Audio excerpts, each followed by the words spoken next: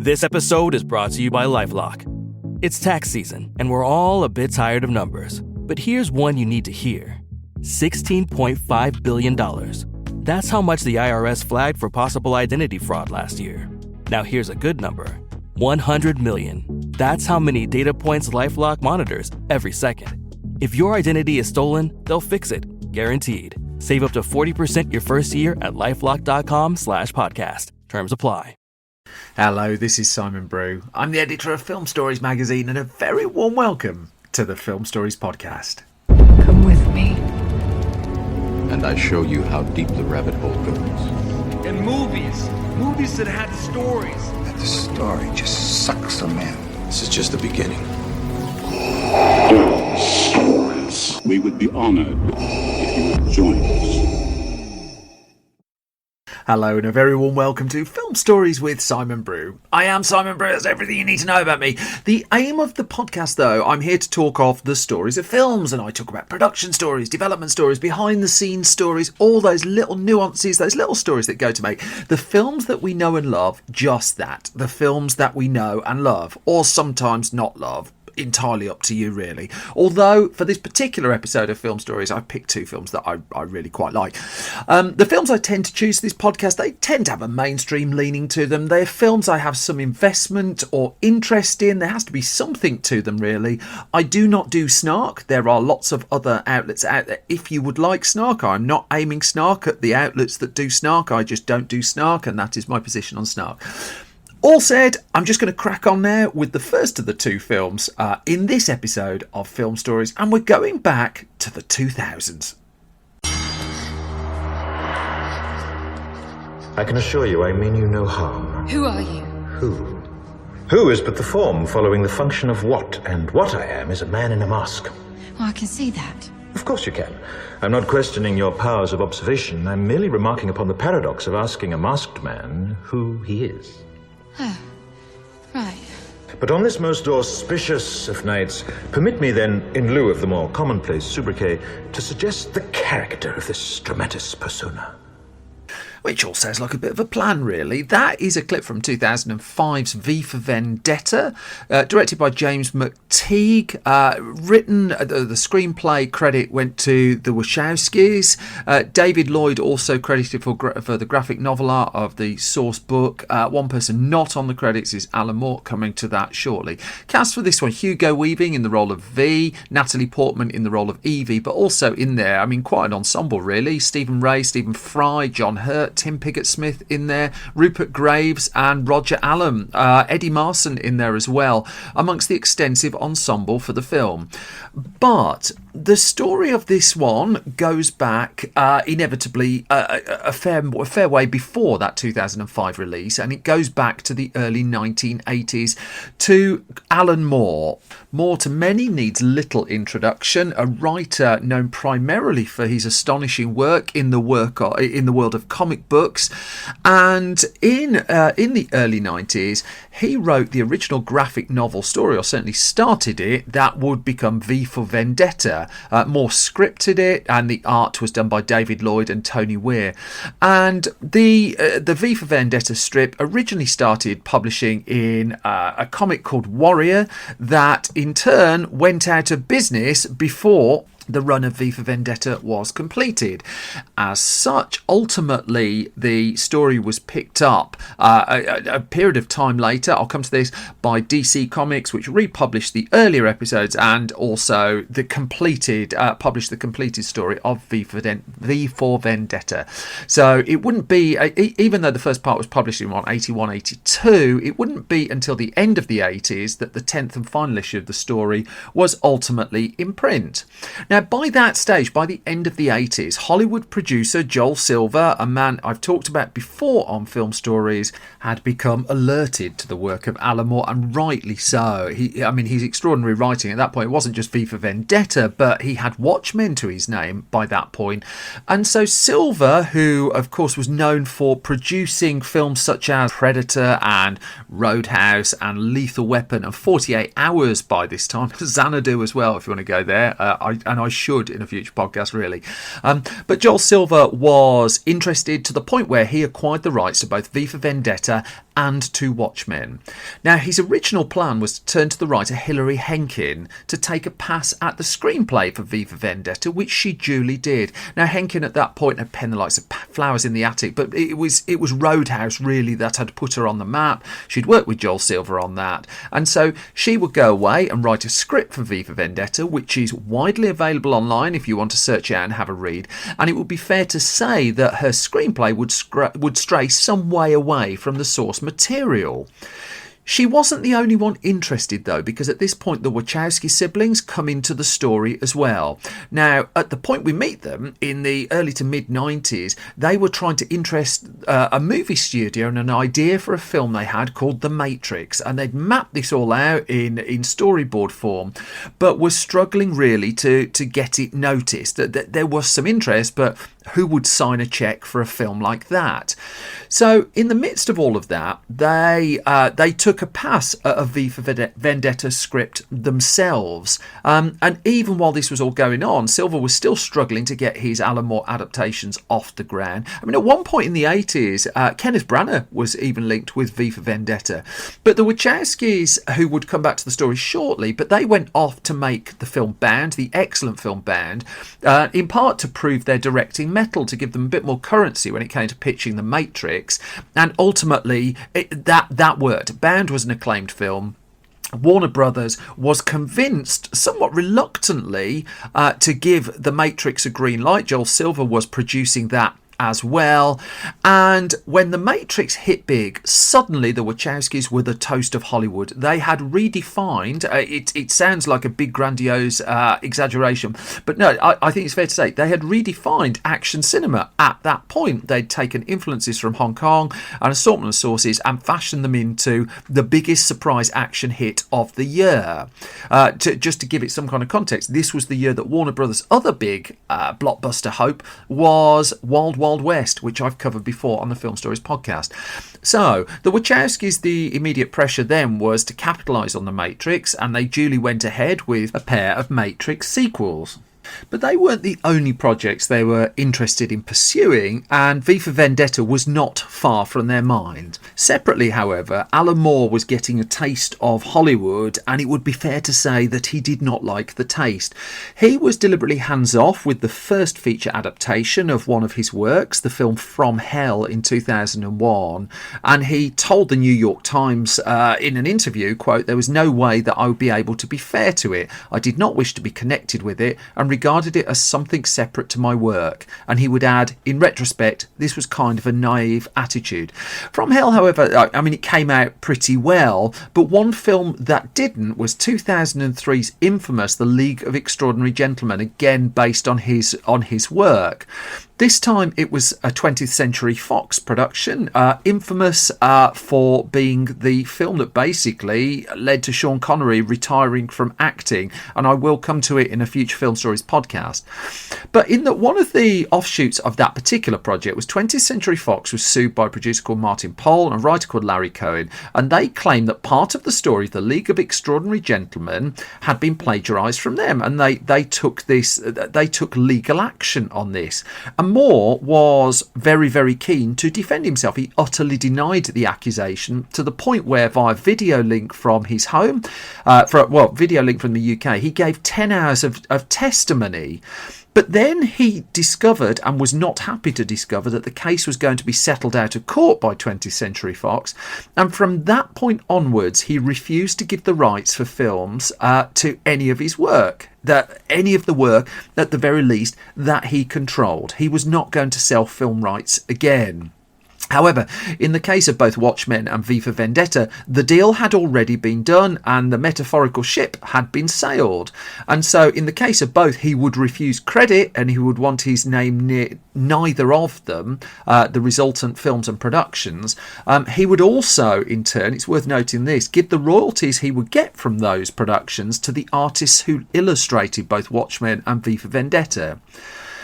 The Wachowskis, though, they got to the end of making the Matrix sequels. They were in post-production on them, and they had been pretty arduous, and the whole Matrix project had eaten up pretty much a decade of their life, not far off that.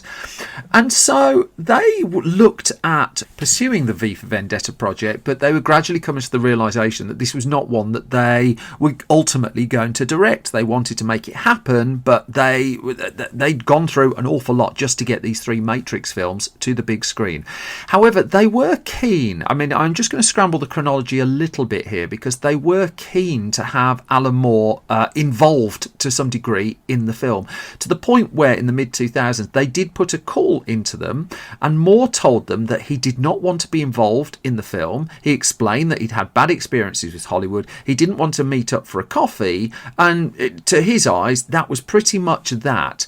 At least until producer Joel Silver, at a press conference announcing the start of production, which took place in March of 2005, said in the press conference that Moore was, quote, very excited and he'd been sent the script.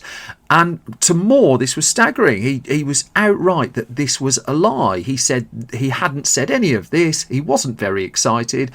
And Silver would, for his part, say he misconstrued an earlier meeting, and he would ring Alan Moore to take back his statements. But Moore wanted more than that. He wanted an apology. He argued that Silver had put out into the public that Moore was very happy with the film of V for Vendetta, and it couldn't be further from the truth.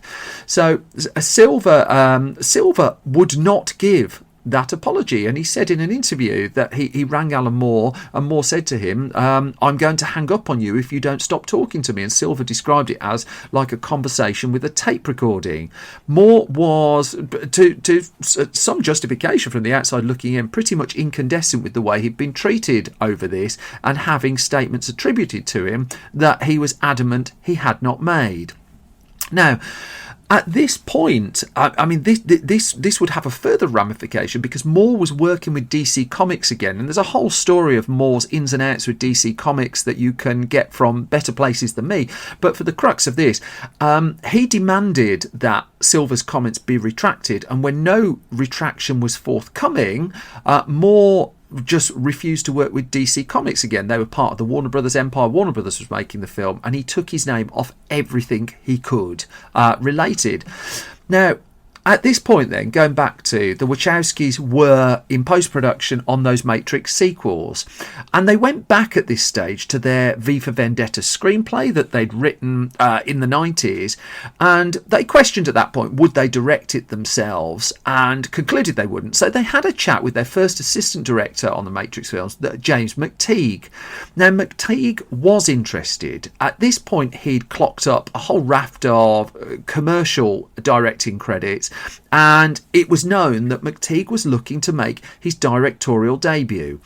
At the same point, because of the political sensitivity of V for Vendetta, the Wachowskis were keen to pursue the project at that point in time. I think also there's probably an argument they knew this was their moment, that if they were going to get projects off the ground, this was it. So there was a whole bunch of reasons they wanted to make the film there. They didn't want to direct it themselves, though, and so in conjunction with Joel Silver, who they'd worked with on The Matrix, was still the producer on V for Vendetta, an offer went out to James McTeague to direct V for Vendetta.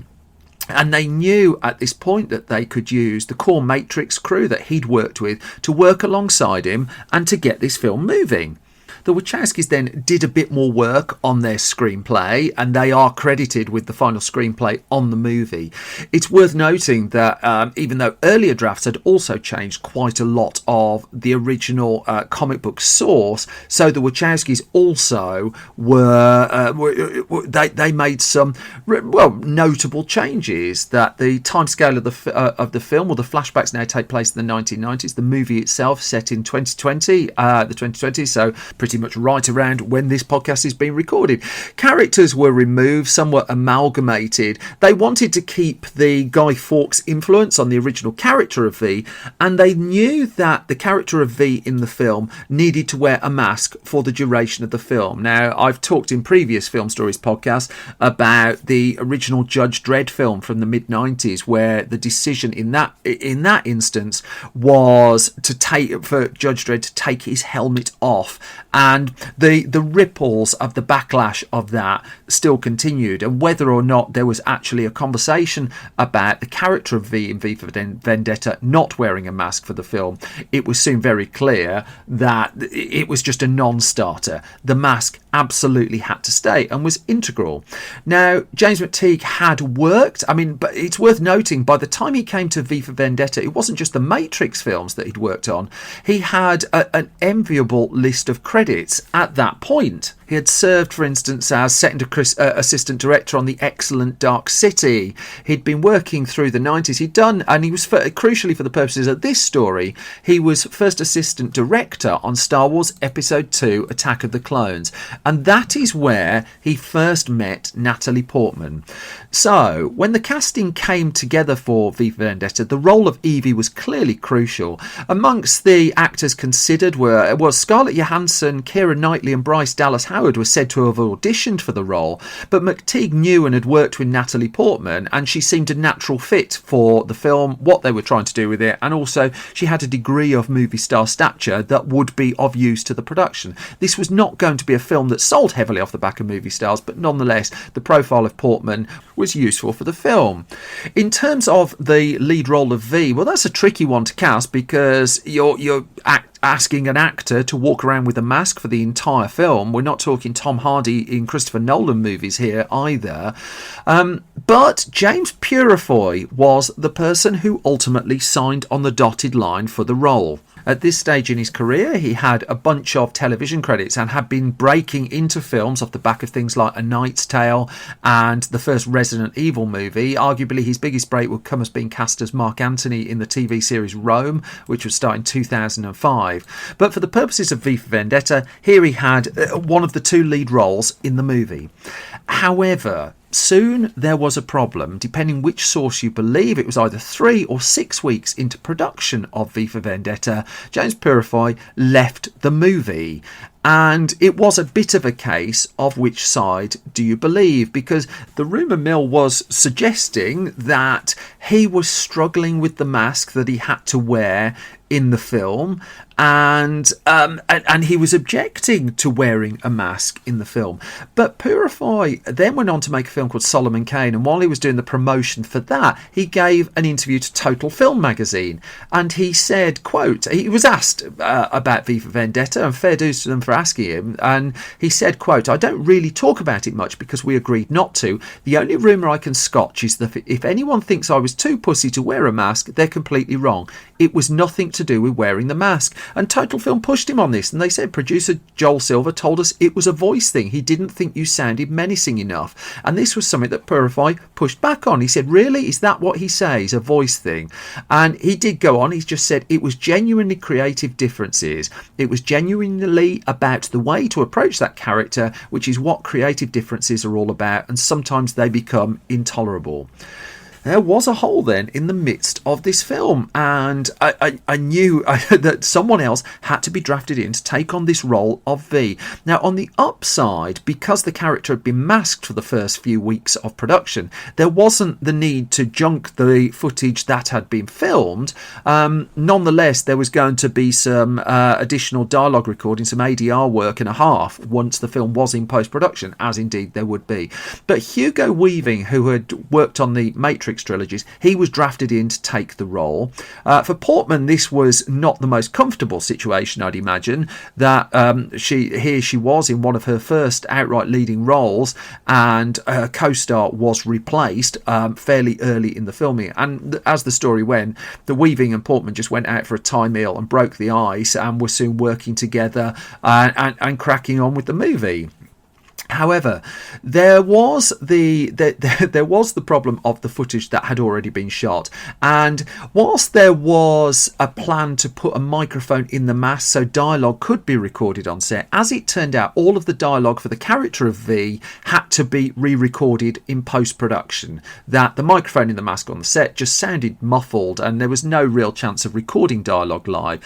As a consequence, what you get is, in the character of V on screen, there are moments where you're looking looking at James Purefoy, and most of it you're looking at Hugo Weaving, and you're always hearing Hugo Weaving, who had to go in and loop all the dialogue afterwards. There were some complex scenes that needed to be shot for this particular film as well. I don't particularly want to spoil the plot of the movie. One of the things about these podcasts is hopefully it encourages you to go and check out a film every now and then that you've not done. And I think there's some really interesting stuff in V for Vendetta if you've not seen it. But there was filming that needed to take place around the Houses of Parliament in London, and there were significant restrictions on when they could do that, as you might expect. So they were only allowed to shoot apparently between midnight and 4:30 a.m. They could stop traffic for a few minutes at a time, so an enormous amount of planning was required to get some of the sequences in the film in the can. They brought tanks into Parliament Square, but each time a tank came in, it was, as you would hope, subjected to security clearances each night. Every fake weapon that they used that was brought to the Parliament Square area had to be accounted for, and there was a security check each and every night. And the intense security, filming by such huge landmarks, slowed down what they were able to do really on those night shoots. There was a little bit of a tabloid controversy as well, because questions were asked about how did this film get access to so many major governmental landmarks, particularly Parliament Square. And there was an interview given by Stephen Fry in The Guardian, where around the time of the film's release, where he did say the makers of V for Vendetta were granted unparalleled access to film in Westminster. Parts of Whitehall were closed for 4 consecutive nights to allow the staging of a scene in which thousands of freedom fighters storm Parliament. I'll stop there so I don't give anything away. And Fry said, usually you can't get permission to do that. But where the tabloid controversy came in is it turned out that the then Prime Minister Tony Blair, his son, one of his children, was working as a runner on the production, and the criticism, and it was raised at quite high levels, was that the only reason this film had got permission to film around Whitehall was because the Prime Minister's son was involved. There was some staunch pushback on that. Nicholas Dubonnet, who was working on the film, said, the location manager on the film said that Prime Minister's son did not play any role in getting the permission. The departments I dealt with, the Ministry of Defence, the Metropolitan Police, it would not have helped if I had said that the Prime Minister's son was working on the film.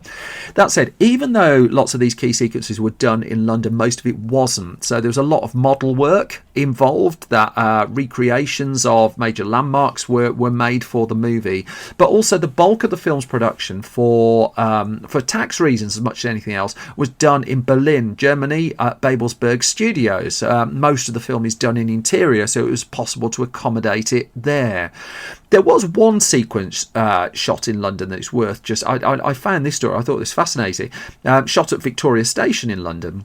And apparently for that sequence, the stunt performers had to move in slow motion on the set, while Hugo Weaving's stunt double moved in real time, and that to give an effect that one character was moving much faster than the others. The scene in question was then shot at 60 frames per second to slow the other characters down even more. Things to look for in the movie as well. Well, Natalie Portman has her head shaved in the film, and she does have her head shaved in the film, and they had one take to get that right for pretty obvious reasons. And so James McTeague used 3 different cameras to get that particular material in the can. The plan had been to release the film in time, given the Guy Fawkes themes within an influence on the story, for November the 5th of 2005. But the production was running a little bit behind. That certainly the visual effects work was proving to be quite taxing, and ultimately that release date had to be let go. That there was a premiere of the film that came together on the 11th of December 2005 in the US, but then the full release of the movie wouldn't happen until March 2006. Even then, that's quite a truncated post-production. Filming went from the 7th of March 2005 to the 9th of June 2005. So just to hit that November release date was pushing it, given the post-production work that needed to be done on the movie. So the film did ultimately come out March 2006. It was received quite well as it happened. The reviews were middling to quite good, but one person who wasn't particularly happy was Alan Moore, who did carry through his threat not to put his name on the credits anywhere. There was also a degree of backlash as well, given that its release was close in date to terrorist atrocities, particularly that taking place in London in 2005. In fact, they were filming key scenes in London a month before terrorist attacks took place in the city, and some critics did latch onto that about the fact that was it kind of riding off the back of these terrorist atrocities, which I thought was a brutally unfair criticism to aim at the film. I mean, there are things you can criticise it for, but that's just a coincidence of timing and nothing more, really. In terms of the film's commercial performance, well, the movie had cost about $55 million to make, and it opened at number one at the box office in the US with a $25 million opening weekend. It dislodged Matthew McConaughey in failure to launch from the top spot. The only other big opener really that week was the DreamWorks film She's the Man, which did decent business but nowhere near V for Vendetta levels, and the film would go on to be a profitable, successful one, that its total worldwide gross in the end would come in at 132 million, about 70 million of that in the US, the rest of it overseas. The ramifications for those involved were Moore would not sell, he would carry through on his promise, he would not sell one of his works for the screen again. In fact, at the time this is being recorded, we're weeks away from the premiere of a screenplay he's written specifically for film, of a film called The Show that Mitch Jenkins has directed. I'm looking forward to seeing how that comes out. Joel Silver, meanwhile, would ultimately not end up with the rights for the Watchmen movie when that came around at the end of the decade. And in terms of V for Vendetta, as well as some of the themes within the film becoming quite prescient and the look of the film and the comic book remaining quite in culture's eye, really, and you see the iconography of it quite a lot. The latest on it is that now there are plans for a television series based on it. In terms of the film, though, I think it still stands up, actually. I think it still stacks. James McTeague would go on to direct off the back of it films such as Ninja Assassin. He did some extra work on The Invasion and The Raven. I think it's probably his best film, though. I think it's a really interesting movie. If you've not had the chance, do dig it out and take a look. And I've waffled a lot, so I'm running a little bit behind, so I'm going to get through this bit as quick as possible. I am an independent publisher. I rely on your word of mouth, really, to keep going. And thank you so much for everybody who subscribes to this podcast, who leaves a positive review at their podcast repository of choice. All of that stuff really helps enormously. I do also want to give a plug for the third issue of Film Stories Junior magazine. I do two different print magazines, but I'm going to focus on the kids one now. This is the world's only print magazine, regular print film magazine for young film fans, and you can find details of the new issue of that at www.filmstories.co.uk. Now, though, I'm going to take us back to the 90s, and I'm going to play you a clip from a really, really good romantic comedy. I'll pick up the story the other side of this. What would happen if I called Sydney Wade and asked her to be my date at the state dinner on Thursday evening? President can't just go out on a date. I'm having dinner at the White House. I'm having lunch at the Kremlin. I don't know what happened. One minute I was calling him a mockery of an environmental leader. The next minute I had a date. She didn't say anything about me. Well, no, sir, but I can pass her a note before study hall. Would you like to dance? Yeah, I guess. And that's a snippet from the trailer of 1995's The American President, directed by Rob Reiner, writing credit solely to Aaron Sorkin.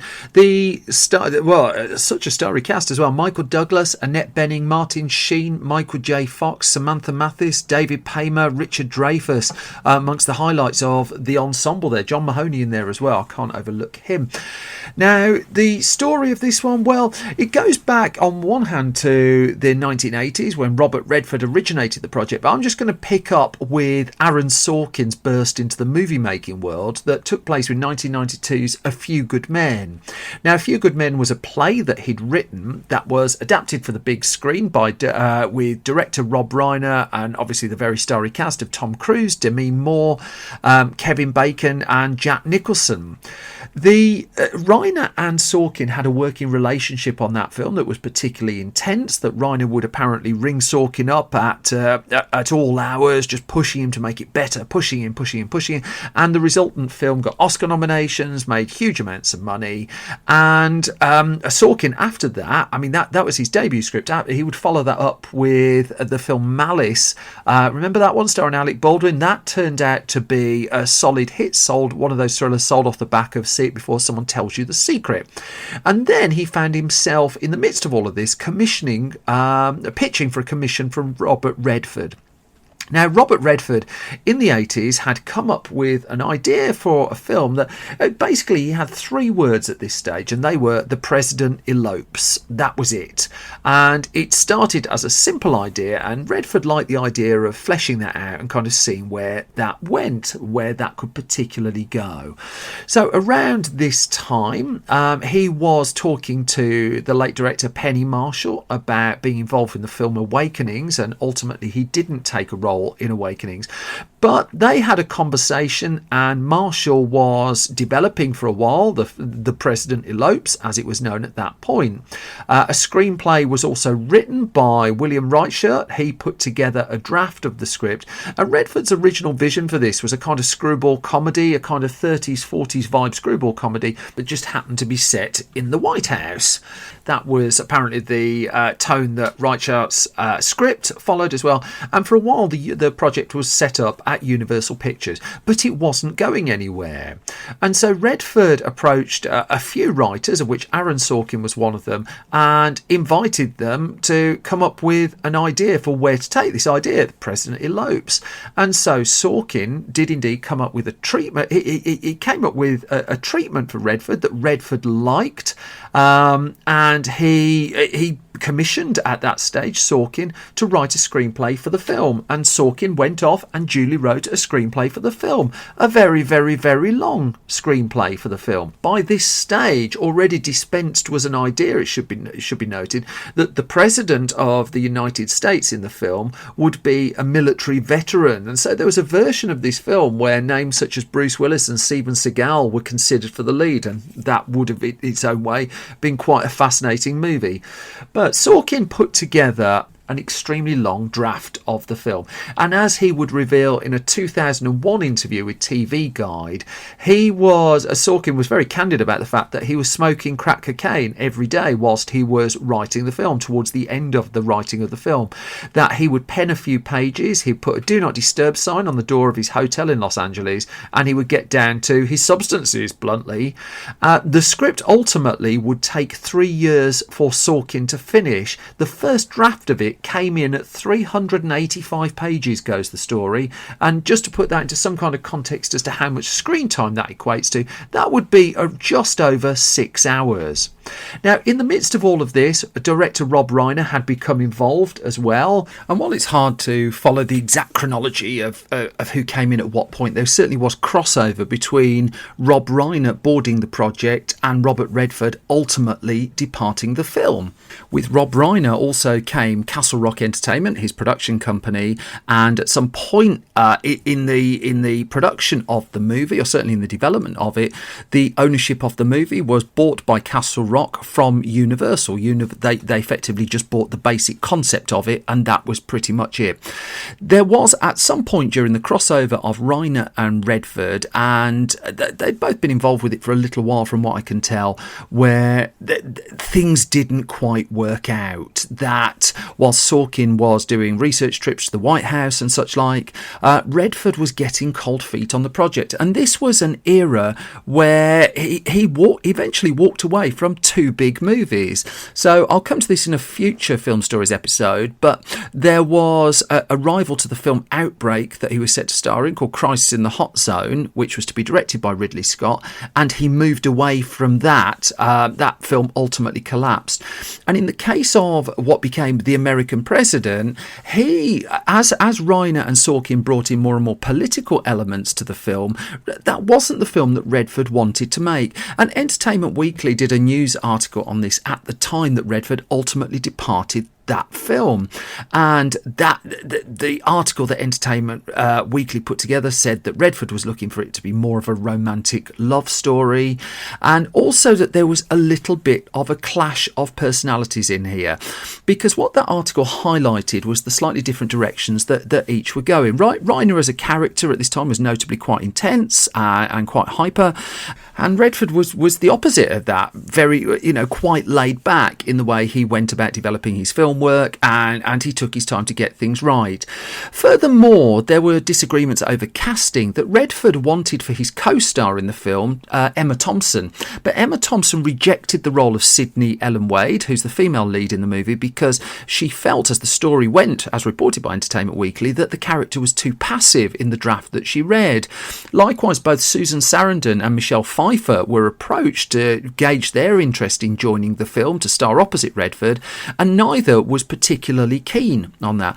And ultimately, Redford left the film, and the standard creative differences were duly wheeled out. Redford moved on, and that left as the creatives on board the film at that point Rob Reiner as director and Aaron Sorkin as screenwriter. It left two notable lead roles to fill in the movie.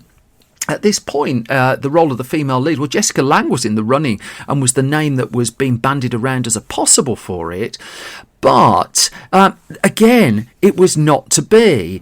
And so once Redford left the lead role of the president, Reiner zeroed in on Michael Douglas as a possible for the part. And Douglas, as it turned out, was keen, duly agreed and signed on to the movie. This then brought into the conversation the name of Annette Bening, because Bening and Douglas had been due to co-star in another movie that Douglas had come off making, the film Disclosure. Again, I'm coming to that in a future episode. And the original co-star of Disclosure was supposed to be Annette Bening. Ultimately, Disclosure starred Demi Moore, but Bening was in the running to be one of the leads in Disclosure until she discovered she was pregnant. It all clashed, and she had to drop out of this project, drop out of that project, and instead she was ultimately lured to this one.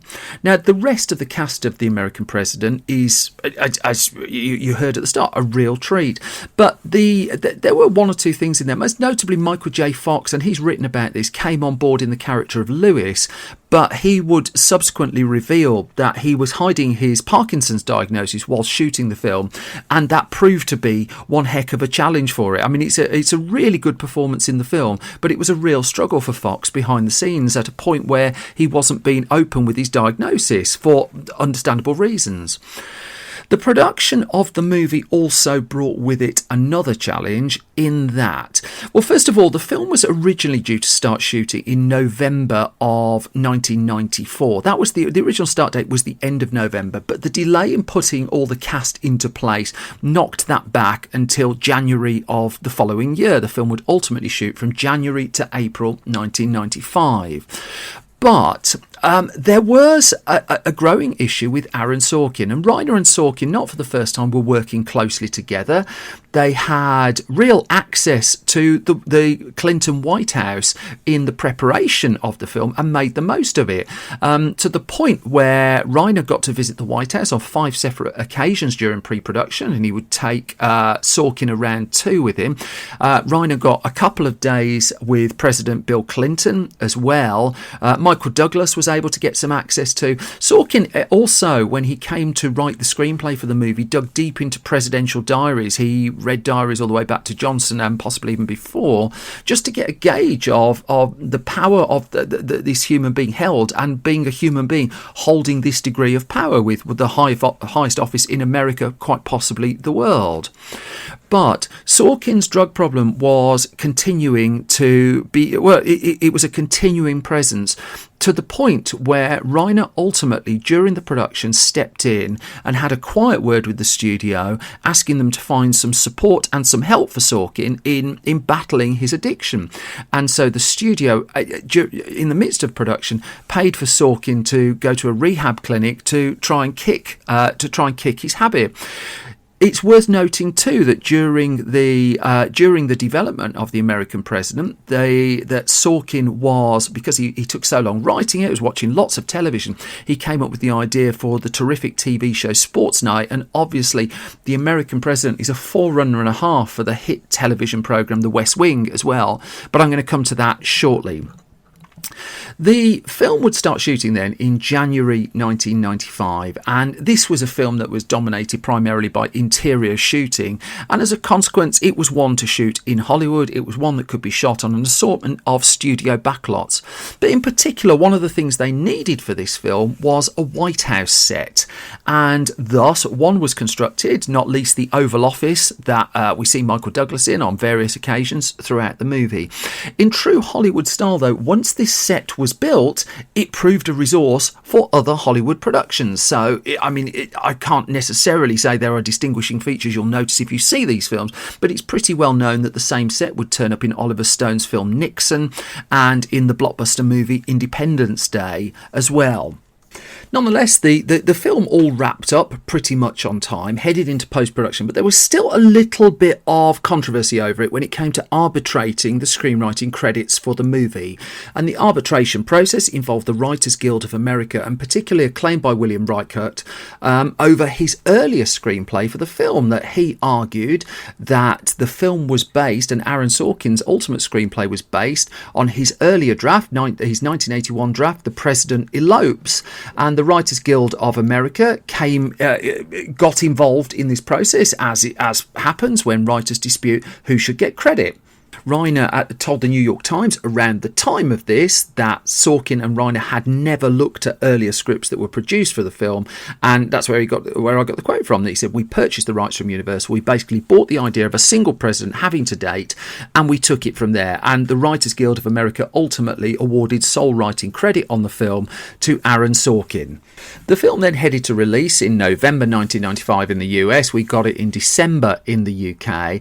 It had cost a fair amount of money to put together for effectively a romantic comedy, albeit one with a political core to it. But then that starry cast wasn't cheap. It cost around $62 million, it was estimated to make in the end. And its worldwide gross in the end would be just north of $100 million. It wasn't the absolute smash hit that had been hoped for and anticipated, although it would be loath to call it any kind of commercial failure. It was in America up against some pretty tough competition. The revival of the James Bond franchise at the time, GoldenEye, opened at number 1 with $26 million at the US box office. The American President opened at 3 with $10 million behind the Ace Ventura sequel.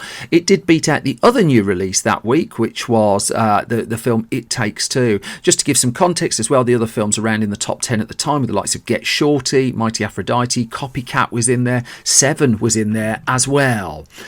The movie, though, had, after it had made at best a modest profit and a modest return, had unexpected legs to it. First of all, the musical score by Mark Shaman, that keeps turning up, perhaps understandably, given that it's presidential tones to it, but also in the future work of Aaron Sorkin, because not only did he take ideas that he'd come up with while generating The American President for the aforementioned TV series Sports Night, obviously, and if you've ever seen an episode of The West Wing, there is a template for The West Wing in The American President. But even that was, The American President was a slight catalyst in a different way for what became The West Wing. For Sorkin found himself on the lookout for more work and was heading towards television as for one or two projects. And he got himself a meeting with a producer by the name of John Wells. And John Wells in American television at this point was a big deal, and that he was one of those people behind the huge hit TV series ER, and Sorkin had landed a meeting with Wells. And so the night before, he wasn't particularly sure what to talk to Wells about, but he'd invited round to his house for dinner a few friends, one of whom was screenwriter Akiva Goldsman, who would write Batman and Robin, would win an Oscar for A Beautiful Mind.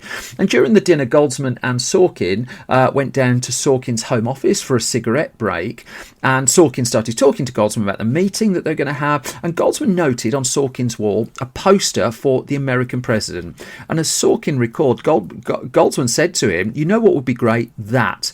And he pointed at the poster of the American President. And he said, what if you made that about the senior staffers of the White House and took out the romance? What if you make that television show?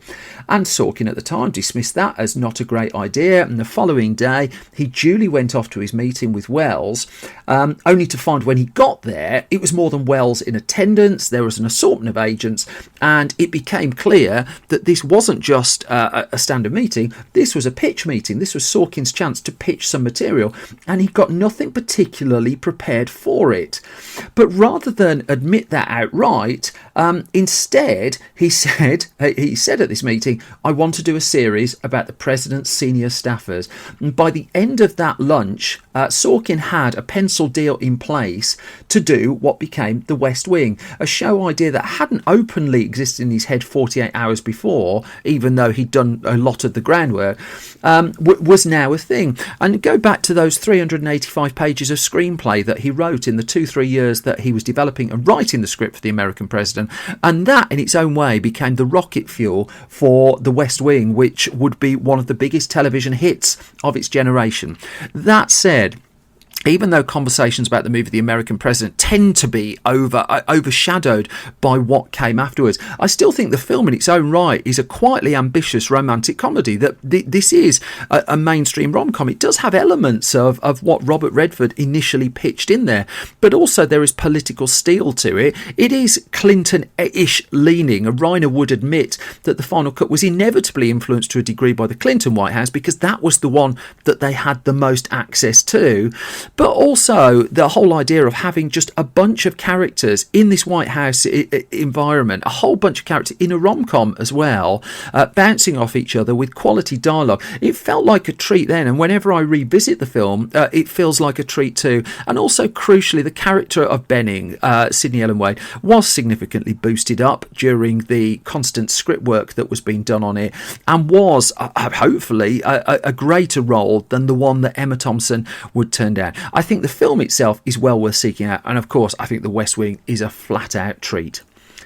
Which all brings me to the end of this latest episode of Film Stories. Thank you as always for listening, and thank you for your support. If you want to hear more from me, well, you can find me on Twitter. I waffle a lot on there as well. I'm at Simon Brew. The entire Film Stories project is at Film Stories Pod. You can find out about Film Stories magazine, Film Stories Junior magazine, and get a daily weekday dose of movie news, of movie features at the Film Stories website. That's www.filmstories.co.uk. If you want video exclusive film stories, we do those on our YouTube channel. That's youtube.com/film stories. We hide out on Facebook as well, facebook.com/film stories online. But for now, as always, I thank you so much for your support. I thank you so much for listening, and I'll be back with you soon with another bunch of film stories. You all take care, and thank you very much. Bye bye.